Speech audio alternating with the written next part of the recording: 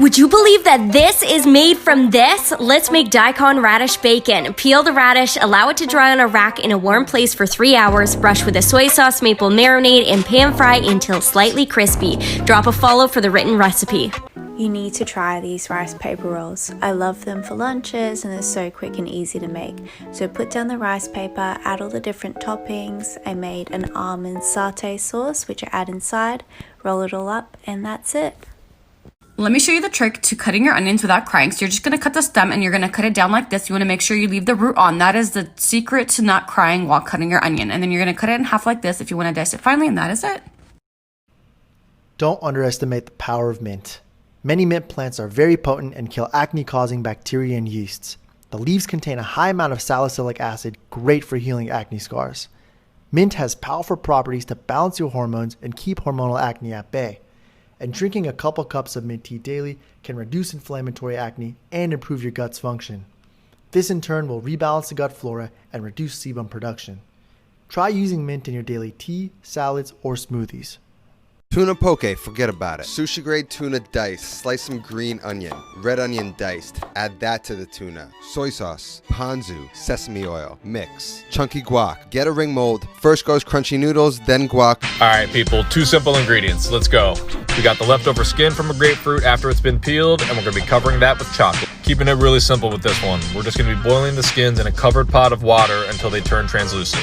Once you see that all the white from the pith has turned orange, it's time to transfer to a baking sheet. Line them up nice and neat, make sure that they're looking good before we put them in the oven at 200 degrees to dry out for about an hour. Once you get to this point, it's time for the fun part. You're going to want to set up a double boiler to melt down your chocolate. I'm a really big dark chocolate fan, but milk chocolate will work just as good. Make sure you get a good lather on there and then put them back on the baking sheet to cool. Once the chocolate is fully set, you should have something that looks like this. These turned out great. The rind alone is still bitter, but with the help of the chocolate, they turned out delicious. Feel me.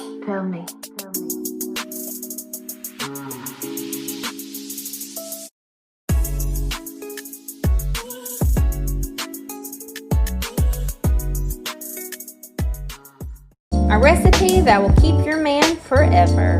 Chop up half an onion. Turn your eye on low for now. Stick of butter. Add your onion and get that all good and buttery. Shred a rotisserie chicken or any chicken that you like. Teaspoon of minced garlic. We like garlic, so yeah. Teaspoon of jalapenos or chilies. We like jalapenos because it gives more spice. A little more. Mix. 1 block of cream cheese softened. Add. Preheat your oven. Add your chicken. And mix that up. Spray your pan. Tortillas. Fill your tortillas. Roll them. 2 cups heavy cream. Pour on top. And of course the cheese. Voila. See you in 30 to 40 minutes. 30 minutes later. Look at that. And that's why she got that big old rock. Sweet honey cinnamon butter, the same stuff you find at Texas Roadhouse. Combine 1 stick soft butter, 1/4 cup of powdered sugar, a teaspoon of cinnamon, and 1.5 tablespoons of honey. Whisk till it's all combined and fluffy. If you're a butter eater, this is a dangerous combination, but game changer, try it with some popcorn. To store it, I like to wrap it up in some plastic wrap and then pop it in the fridge. It's just easier to cut this way. I had it with some fresh popovers. I highly recommend you. Tonight I made this cheesy cauliflower melt. It was super simple and delicious. Start out by removing the leaves and the stem from the cauliflower head, and then rinse the cauliflower head, and then add it to a pot of boiling water for about 4 minutes.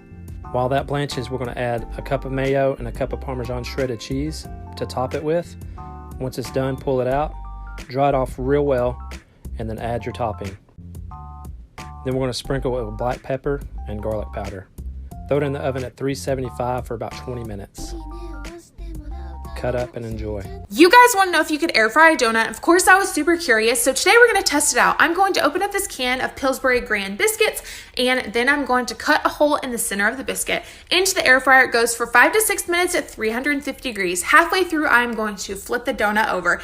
Next, I'm going to mix up some cinnamon and sugar, and it looks like the donut is done. I'm going to paint some melted butter on it and then add it in the cinnamon sugar mixture and make sure it gets fully coated.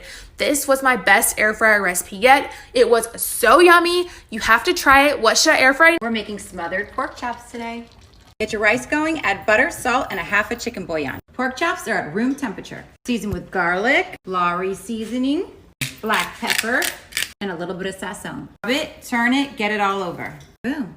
All-purpose flour, put the same seasonings in here. Whisk in the seasoning, dredge your pork chops, pour oil in a cast iron. While that's heating up, let's slice an onion. Rough chop. Throw in some flour to see if it's ready.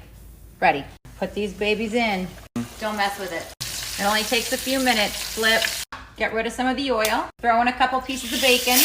Bacon out, fat stays in. Add your onions.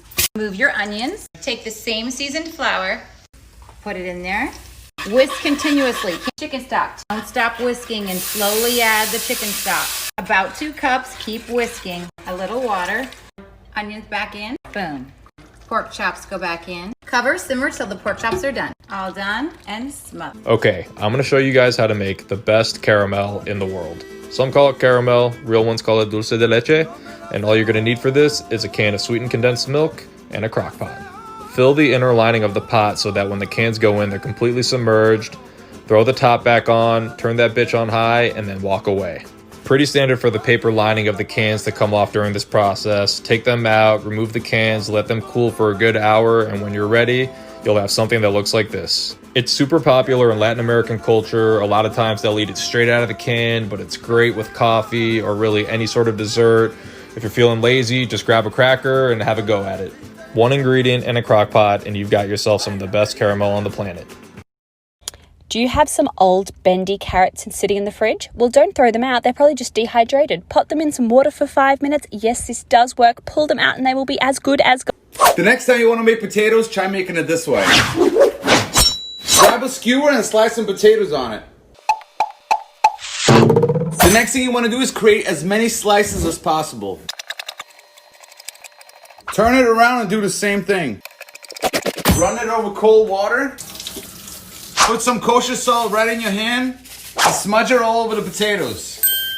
Cook it over charcoal for about 20 to 25 minutes. Woo! Just make sure it's not too hot or else it'll burn. You can also use a gas grill. Build the border. We're gonna build the border. Turn it frequently. Use a toothpick to check if the inside's cooked.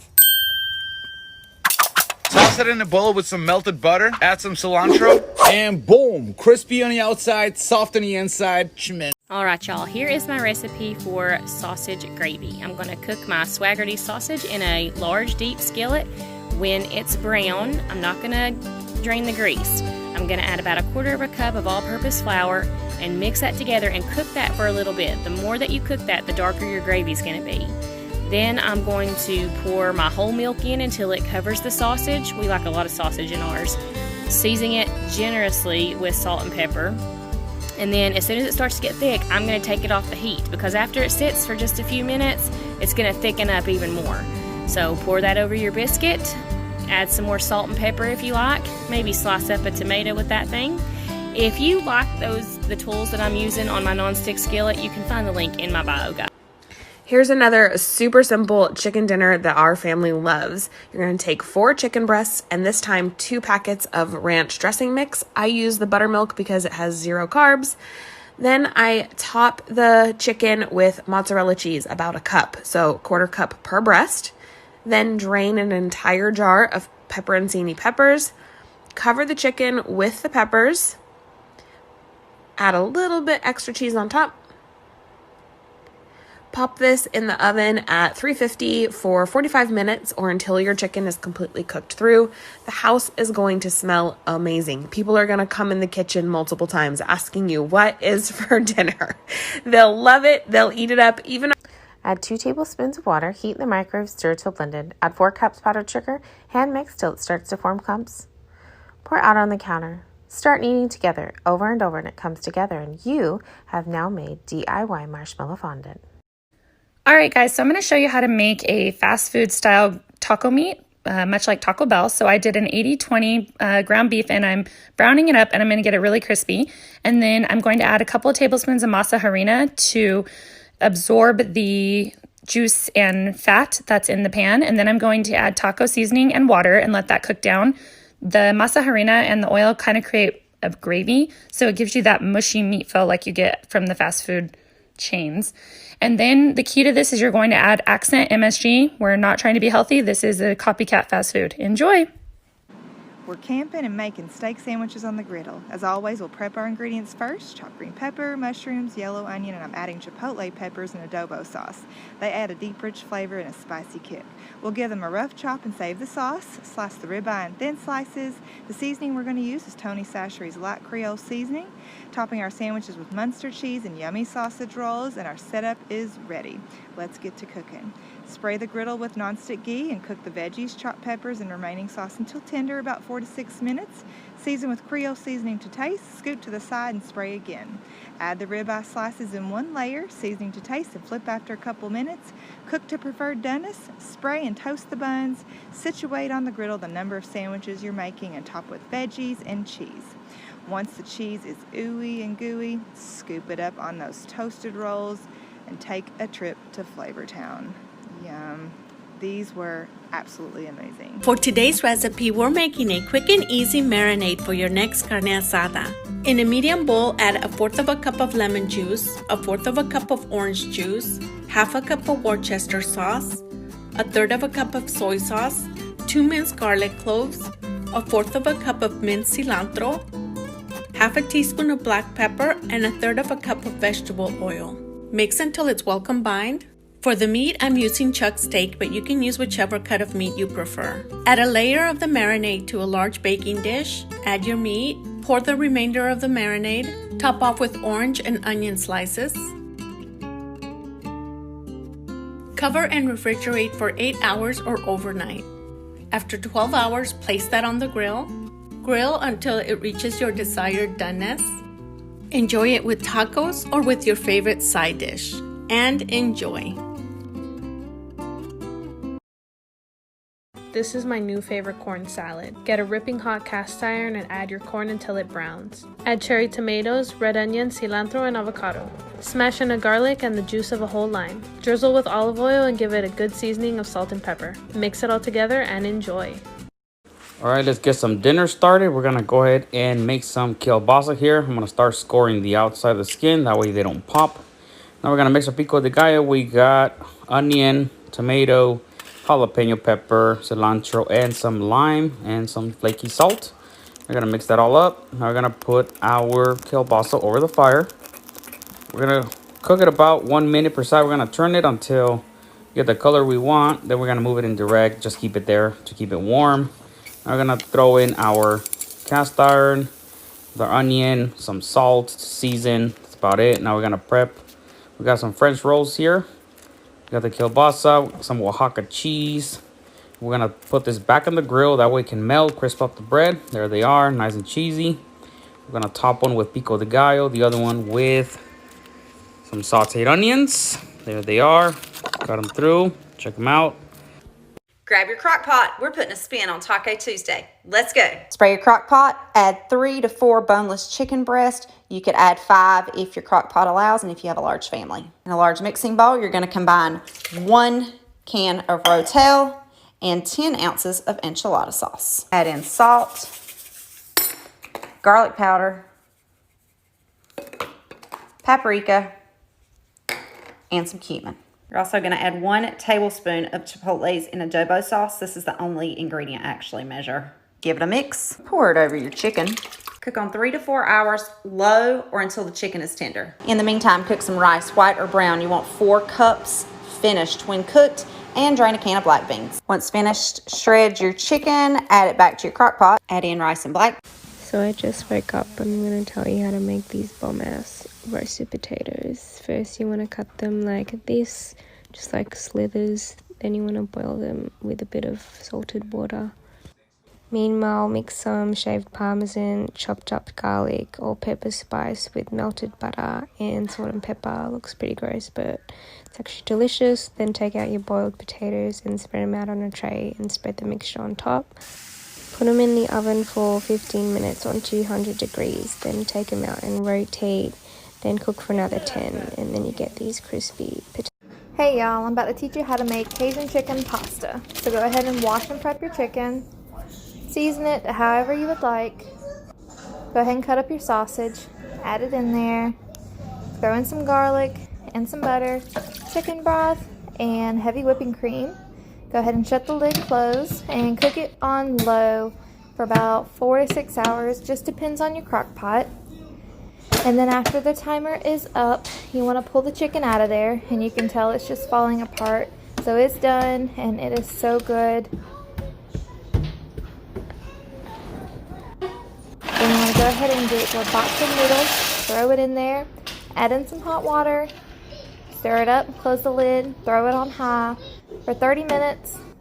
And then you want to shred your chicken. Once it's done, throw it back in the crock pot, add some Parmesan, close the lid for another 15, and then it's good to plate and add with more Cajun, and it's so good. Okay guys, I'm about to show y'all now how to make some New Orleans crab dip. Let's go. Half a stick of butter. Start off, the heat stays on low the entire time. Now add in 8 ounces of softened cream cheese. Occasionally give it a good stir, guys. Now for everyone that has my seasoning, go ahead and add something now. For everybody that don't have it, bakers101.com. Check out the Cajun seasoning. Now go ahead and pour in your 8 ounces of crab meat, guys. Now go ahead and mix everything up really well. Now 3 stalks of green onions. Let it simmer on a low heat for 5 minutes, stirring it occasionally.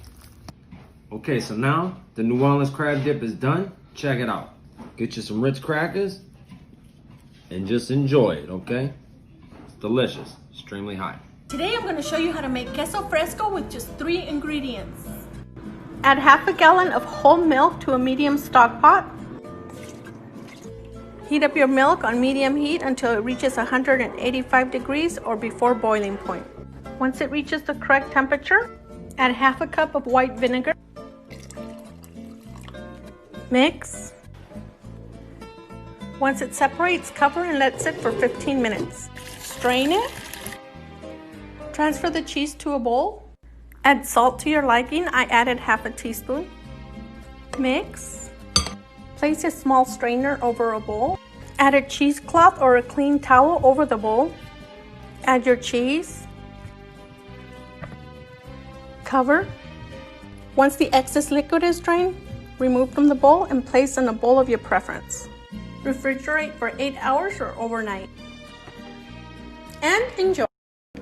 So what I'm doing is just putting my mozzarella, I'm using mozzarella on my sheet pan, and my oven is at 350 degrees, and we're gonna pop this in just for a couple minutes. They're just melted, okay? That's what they look like. So it's literally in there for like 2 minutes. Now I'm gonna take a spoonful of the beef that we cooked up and put it right in the middle. Hope you guys could see. Right in the middle. And then I'm gonna take the cheese and carefully fold it over, and this is gonna be the ravioli. So I'm gonna try to close the seams, and then this is gonna go back in the oven until it crisps up. The raviolis are ready. I am going to leave them on the sheet pan to cool. All right guys, they've been sitting for like 2 minutes, but look, I can actually pick them up. They're not breaking. You wouldn't know it's not pasta, I swear, it's delicious. Hey guys, Mama G here making some keto stuffed peppers. Start by preheating your oven at 400, then clean your peppers by cutting off the top, cleaning them out and putting them in your baking dish. You're going to saute some onion and garlic, 3 pounds of ground beef, a little salt, pepper, and cinnamon, 20 ounces of crushed tomatoes, and a bag of cauliflower rice. Drain that, put it back in the pan, and put some sharp cheddar cheese in there. Melt that. Fill them up, cover them, and bake them for 45 minutes, then top them with cheese and broil them. Today I'm going to be sharing with you my jalapeno and tomato salsa I grew up with. In a pot we're going to add tomatoes. I'm going to be using around 8 or as many as you can fit. We're going to add a lot of jalapenos. Don't worry, we're going to control the heat at the end. We're going to be adding about 1 cup of water. Don't put too much because remember, the tomatoes are going to release its juices. Cover it, bring it to a boil, and then lower the heat so we can simmer it for about 25 minutes. After 25 minutes, remove the lid, touch the tomatoes, make sure they're soft, as well as the jalapenos. Throw about 8 garlic cloves, cover it, turn it off, and let it rest for about 20 minutes. Time to blend. Put everything into the blender with salt, as much salt as you want, then add the jalapenos slowly. a few at a time. This is where you're gonna control your heat. Blend, taste, and it's ready. An amazing, super simple, easy tomato and jalapeno salsa, Hugo the Foodie. Did you know that you could refresh a rock-hard baguette? Just run it under the faucet, wrap it tightly in some aluminum foil, put it in the oven, turn the oven on to 300 degrees, and let it cook for 15 minutes. When you take it out, unwrap the foil, and it will be soft as the day you... You ever have those nights where you just don't feel like cooking anything? Well, this is what I do when I have those nights. These frozen crusts from K-Bosh have been saving my life lately. I take them out of the freezer, separate them, and sear them on both sides to give them a nice crispy crust, and then I just top them like I would any other pizza. This first one is my boyfriend's favorite. It's a buffalo chicken, and I just throw ranch on the bottom and some chicken that I tossed in buffalo sauce, and then cheese and a little bit of bacon bits at the top. My favorite is just a plain Jane pepperoni and cheese pizza. And fun fact, my first job was working at a pizza restaurant, and I actually really liked it. These are awesome for quick dinners, and they come in so many other flavors. I highly recommend these. You guys should definitely check them out.